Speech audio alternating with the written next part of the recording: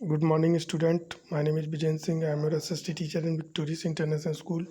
We are going to start chapter number 10, Life in the Temperate Grassland. Now, today topic is peoples. As late as the 19th century, the indigenous people, often termed the prairies Indian, प्राय उन्हें जो है prairies Indian कहा जाता था। ठीक है, leading a nomadic और सेमी नोमैडिक लाइफ, वो जो है एक जो है नोमैडिक यानी घुमंतु जीवन जीते थे।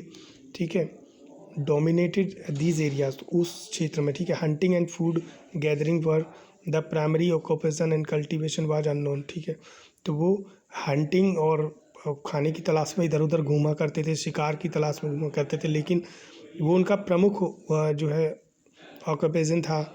और इसके अलावा वो कल्टीवेशन से अननोन थे, वो नहीं जानते थे कृषि कैसे की जाती है। The reason was one of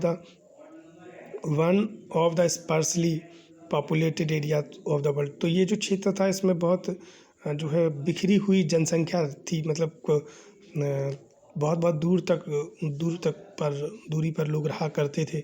ठीक है, it was home of the tribe like Apache, the crow and the क्री।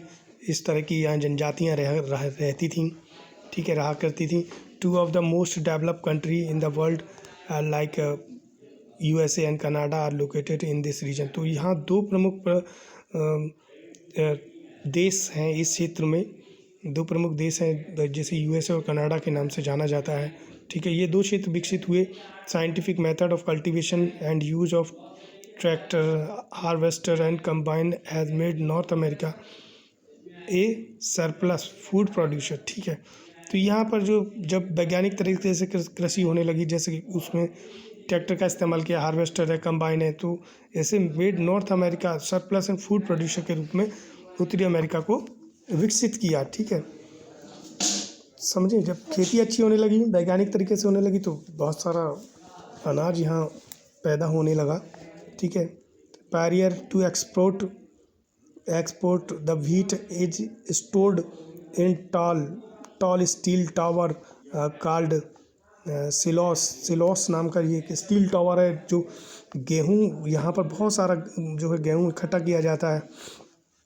ठीक है, निर्यात करने के लिए। ठीक, the prairies yield large quantity of wheat and are therefore called granaries of the world. तो इसे जो है ग्रैनियर्स ऑफ द वर्ल्ड के नाम से भी जाना जाता है। प्रेरीज जो घास के मैदान है, इसे जो है जहाँ बहुत बड़ी मात्रा में व्हीट, गेहूं की खेती होती है, जो है इसे गार्नियर्स ऑफ द वर्ल्ड के नाम से भी जाना जाता है। The important crop grown here are wheat, maize, oat, barley, soybean, potato etc। ये महत्वपूर्ण फसलें हैं जो यहाँ होती हैं।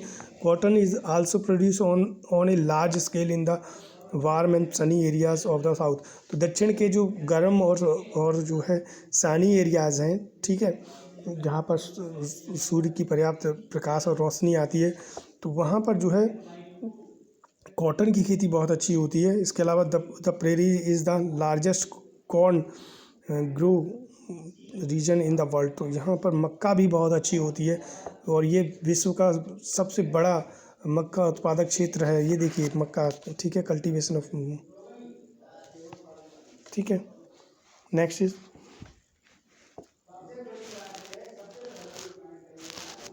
some area of the prairie receive very little rainfall. Here grasses are short and sparse। तो यहाँ कुछ ऐसे क्षेत्र हैं जहाँ बहुत कम वर्षा होती है, तो यहाँ की घास जो है थोड़ी छोटी है और बहुत बिखरी हुई है। ठीक है, स्पर्स माने बिखरी हुई। These area are suitable for cattle rearing. तो ये जो क्षेत्र है, यहाँ पशुचारण बहुत अच्छा होता है। It is main occupation of the western part of this region. तो ये पश्चिमी क्षेत्र का जो है प्रमुख व्यवसाय है। ठीक है, ऑक्यूपेशन में व्यवसाय। ठीक है, bison, deer, antelope, poultry etc poultry etc are reared by the European settlers.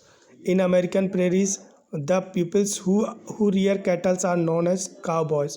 तो जो लोग पशुचारण करते हैं उन्हें काउबॉयज़ कहा जाता है। ठीक है, काउबॉयज़ बोला जाता है। The cowboys use horse and dogs to manage here the cattle.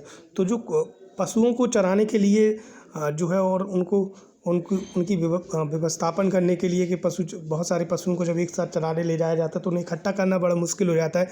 इसके लिए जो काउबॉयज़ हैं वो घोड़े और कुत्ते का प्रयोग करते हैं। घोड़े पर बैठकर वो पशुओं को रौंदते हैं या कुत्ते की सहायता से वो पशुओं को इकट्ठा करते हैं, ठीक है। Dairy farm is the concentrated in the great lake region. तो जो विशाल क्या बोलते हैं लेक रीजन है, जो झील का क्षेत्र है, वहाँ पर जो है डेयरी फार्म एक महत्वपूर्ण केंद्र है वहाँ का। It also support the food processing industries in the prairies. तो ये फूड प्रोसेसिंग इंडस्ट्री जो प्रेरीज में फूड प्रोसेसिंग इंडस्ट्री उसको सपोर्ट करता है।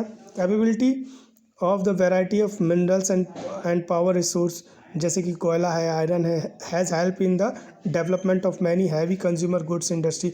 तो यहाँ पर जो मिनरल्स हैं, बहुत सारे कई प्रकार के जो मिनरल्स पाए जाते हैं, उसके माध्यम से जो हैवी और कंज्यूमर गुड्स इंडस्ट्री जो है, जो जिसमें जो है हैवी सामान बनाया जाता है, उसमें भी सहायता मिलती है। Chicago, Indianapolis, Minneapolis, Kansas City and Denver are some important city in the prairies in the USA. तो यूएसए में ये कुछ शहरों के नाम है जो इंडस्ट्रीज के लिए प्रसिद्ध हैं। Important city in the Canadian prairies में कुछ महत्वपूर्ण शहर हैं। Cities are Winnipeg, Edmonton, Calgary and Saskatoon. तो ये सस्कातून जो है ये कुछ महत्वपूर्ण शहर हैं जहाँ उद्योग धंधे बड़े पैमाने पर पाए जाते हैं, ठीक है। तो आज के वीडियो में बस इतना ही। नेक्स्ट वीडियो में हम वेल्स के बारे में बताएंगे। तब तक के लिए थैंक यू।